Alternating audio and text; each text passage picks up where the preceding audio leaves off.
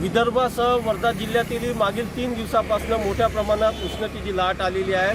जवळपास 43 ते 44 Celsius degree तापमान वर्ध्याचं आहे।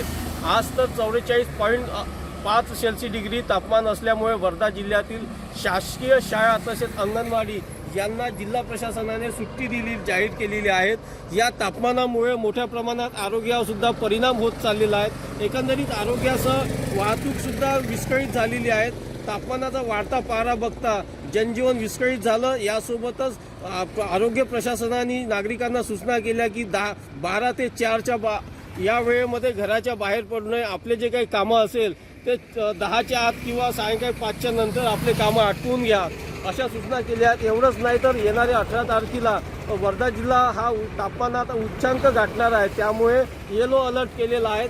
18 तारखेपर्यंत मोठ्या प्रमाणात जिल्ह्यामध्ये तापमान राहणार असल्याचे नागपूर वेधशाळेने अंदाज दर्शविला आहे। एकंदरीत नागरिकांनी या उष्णतेच्या लाटापासून बचाव करण्यासाठी 12 ते 4 या वेळात घराच्या बाहेर पडू नये आणि काळजी घेण्याचे आवाहन जिल्हा प्रशासन तसेच हवामान विभागाने केले आहे। प्रमोद पानमुरे, जय महाराष्ट्र वृत्तवाहिनी, वर्धा।